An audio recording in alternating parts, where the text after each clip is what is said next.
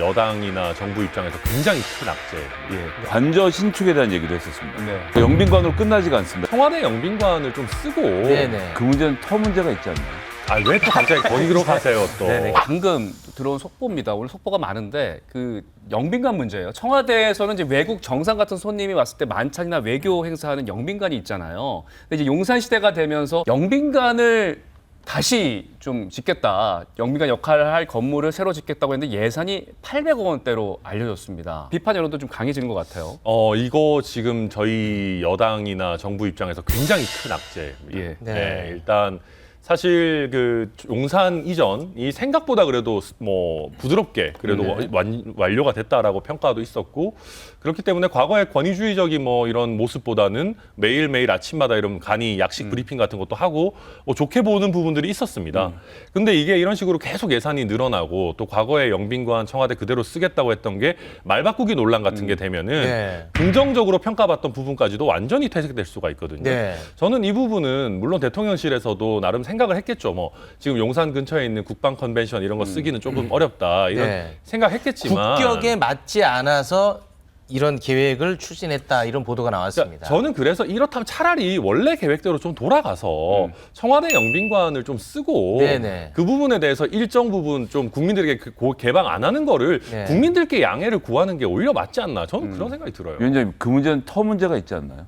왜 또 갑자기 거기로 가세요 또? 네네, 김성희 소장님. 네. 무슨 또 터 문제가 지난 있어요? 3월 20일 대통령 인수위에서 예. 그 당시 윤석열 당선자시죠. 당선자 신분으로 브리핑했던 거 기억나실 겁니다. 용산 시대를 열겠다.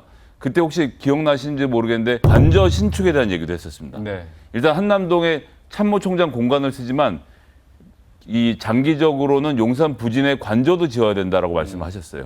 그 영빈관으로 끝나지가 않습니다. 생각해 보시면 전쟁 등 급박한 위기 상황에서 관저하고 벙커의 거리가 차 타고 5분, 10분 이렇게 되면 이게 국가 보안에 큰 문제가 생기거든요. 네네. 그래서 그 당시에도 한남동 공간을 임시 관저로 하면서 5년 안에 용산 부지에다 관저를 짓겠다는 계획을 대통령께서 직접 발표를 하셨었어요. 그래서 영빈관 하나로 끝나지 않고 그 옆에 또 관저가 들어와야 되는 상황이 만들어지고 있는 데다가 영빈관 공사 또 왜 이거 턴키로 합니까? 설계부터 시공까지 한 업체 한꺼번에 몰아주는 방식으로 공사를 하는데 예타도 받지 않고 하겠다고 하는 거예요. 아니 뭐 대통령실에 뭐 이런 영빈관을 짓는 일을 하면 국민들이 좀 더 확인하고 입찰과 경쟁을 통해서 해야 되는 거 아닌가요? 왜 이런 공사를 그런 식으로 모든 것을 피해가면서 하는지 네. 도저히 이해할 수가 없습니다. 입찰과 뭐 이런 경쟁 이런 거 다 할 거고요. 다만 이제 빨리 하기 위해서 한 업체에게 통으로 맡기겠다라는 거고, 이제 예타에 대해서도 대통령께서 설명을 내놨습니다. 예타라는 게 쓰는 비용 대비 얼마만큼의 편익이 나오느냐라고 네. 하는 건데, 관공서를 짓는 거는 그 BC 분석을 하는 게 의미가 사실 없어요. 댓글이 민심을 대변할 수는 없겠습니다만 확실히 이거 800억 새 영빈관 관련해서는 여론이 굉장히 안 좋네요. 당연히 안 좋을 수밖에 예. 없죠. 이러고 다음 정부나 그 다음 정부엔 세종시로도 내려갈 수도 있는데 굳이 이렇게 수많은 비용을 들어가면서 하셔야 되는지, 저는 천하람 위원장님 제안처럼 지금 있는 청와대 영빈관 사용하시는 것도 좀 적극적으로 검토를 해주셨으면 좋겠습니다. 경찰에 물어보십시오.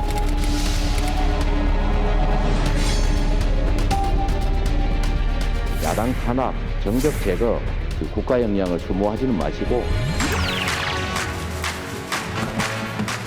이재명 대표를 탄압하려는 시나리오가 있고 그 시나리오의 배우가 장관님이라는 얘기를 했더라고요. 저를 너무 과대평가하시는 것 같고요. 없는 죄를 덮어 씌우는 거는 안 되는 거라는 거. 제가 그걸 당해봤기 때문에 제일 잘 압니다. 절대 안 되는 거고요.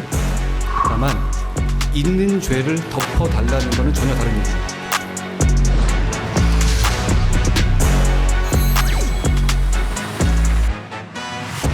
네, 이재명 탄압 시나리오 배후에 한동훈 장관이 있다라는 얘기가 전해지고 있다고 기자가 한동훈 장관에게 물었습니다. 그러자 이렇게 답을 했습니다. 이재명 탄압 시나리오 내가 당해봤기 때문에 아는데 덮어 씌우는 건 절대 안 된다.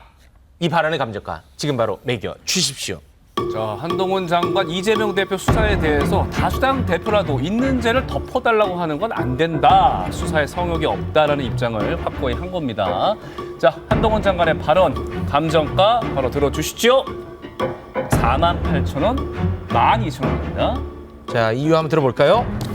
네. 사실 이거는 제가 감정가 중에 플랜 B였습니다. 저는 감정가도 플랜 B를 갖고 다닙니다.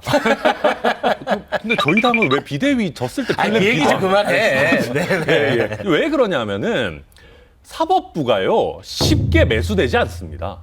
이준석 대표 가처분 사건만 봐도 안 그렇습니까? 아, 네네. 사실 집권 여당이 지금 사활을 걸고 있는 사건인데도 재판부는 본인의 소신에 따라서 결정을 하는 것이거든요. 네. 그래서 말씀드린 것처럼 없는 죄 뒤집어 씌웠다가는 사법부에서 일단 큰일 나고요. 이게 이제 좀 좋은 모래시계 가격입니다. 1시간 쓸 수 있는 모래시계 네. 가격인데 결국 모든 거는 시간이 지나면은 드러납니다. 밝혀진다. 그래서 우리가 이거 가지고 뭐 막 싸우고 우리끼리도 토론하고 하지만은 결국 있는 죄인지 없는 죄인지는 시간이 밝혀줄 거다. 그런 취지입니다. 근데 예를 들어서 기소를 했는데 네. 무죄가 나온다고 해서 검찰이 막 책임지고 그런 경험은 별로 없었던 것 같은데. 근데 야당 대표한테 만약에 네. 그렇게 한다라고 하면은 아. 사실 엄청난 명분이 비난을 분명한. 받을 네. 겁니다. 알겠습니다. 12,000원. 암행어사 출두요. 이 마패를 온라인에서 찾아보니까 판매 가격이 12,000원. 아, 마페 모형. 네. 한동훈 장관이 탐관오리죠 지금. 지금 제가 보기에는 저런 발언을 할 수 있는지, 왜냐하면 저 발언 지금 들은 뒷부분 이렇게 얘기합니다. 그렇지만 있는 죄를 덮어달라고 하는 건 전혀 다르다. 네. 있는 죄. 이재명 대표가 죄가 있다라고 법무부 장관이 지금 가정을 다른 겁니다. 그러니까 네 죄는 네가 흘렸다. 이것은 탐관오리들이나 하는 일이죠. 옛날에 법질서 체계가 없던 옛날 고을 원님식으로 지금 한동훈 장관이 이재명 대표에 대한 죄를 이미 있는 것으로 규정하고 있는 죄를 덮어달라고 하는 건 전혀 다르다는 이야기를 했다는 것 자체가 이건 경악할 만한 사실입니다. 야당 대표를 법무부 장관이 이미 죄인으로 규정하고 죄가 있다고 규정했다. 있는 죄를 덮어달라고 말하는 건 전혀 다르다라는 발언을 했는데 민주당이 여기에 대해서 반응하지 않는 것을 저는 이유를 알 수가 없고요. 제가 암행어사가 돼서라도 탐관오리는 내쫓아야 된다고 생각합니다. 그러니까 원칙적 발언을 한 건 아닐까요? 이재명 대표가 누구한테 죄 덮어달라고 말한 적이 있습니까? 그리고 저렇게 발언하는 자체가 영수회담 지금 제안에 대해서 네. 그 죄를 거래하려는 것이 아니라는 국민의힘의 정치인들의 생각하고 똑같이 하는 건데 네. 법무부 장관은 특히나 수사를 지휘할 수 있는 엄정한 지위에 있는 사람인데 있는 죄를 덮어주는 것은 다르다라는 이야기를 저렇게 공개적으로 하는 것은 이건 묵과할 수 없는 일이라고 생각합니다. 저는 이게 딱 전형적인 민주당식 자격지심이라고 생각합니다. 어. 아니, 굉장히 원론적인 얘기예요. 네. 아니 그럼요. 없는 죄 만들면 안 되고 있는 죄 덮으면 안 되고 야당 대표라고 해서 특권층 아니고 그냥 있는 대로 정론에 따라 수사받아라고 하는 건데 네. 저는 민주당에 계시는 수많은 의원들이 이재명 그 의원에 관한 수많은 의혹들을 100% 파악하고 있을까? 저는 그렇지 않다고 생각해요. 네. 왜냐하면 본인 아니면 알 수 없는 얘기들도 있을 네, 것이고 그렇겠죠. 사건 기록을 저도 안 봤지만 박범계 전 장관 같은 분도 다 보지 않았을 겁니다. 네. 그런 상황에서 야당 대표에 대해서 어떻게 수사하냐, 이거 뭐 야당 탄압이다, 정치적인 수사다, 이게 방어막 치는 거 아니고 도대체 뭡니까? 발언하는 것 그럴 수는 그래서는 안 된다는 지금 거죠. 야당이 발언하는 것을 제외하고 국민의힘이나 혹은 검찰, 경찰이 수사에 애로를 겪고 있는 게 있습니까? 민주당이 수사를 방해하나요? 아니면 이재명 대표가 협조를 안 하나요? 아무런 게 없어요. 그러니까 실제로 보면 정치인들이 공방을 주고받을 뿐이지 수사기관은 자기의 정해진 순서대로 수사를 진행하고 있습니다. 그것을 민주당이 방해할 땐 비판할 수 있는 거지만 정치적 발언 외에는 수사가 정상적으로 진행되고 있다는 것을 우리 시청자분들도 보시면 잘 아실 수 있을 수사에 겁니다. 대한 엄청난 압박을 하고 있죠. 그리고 대면 조사도 안 받겠다. 의원총회 열어가지고 우리 대면 조사에 응하지 않겠다 얘기하고 서면 답변으로 가름하겠다. 서면 답변 충실하겠다라고 해놓고 5줄짜리 답변 내고 네. 이게 사실 수사 방해죠. 알겠습니다. 네.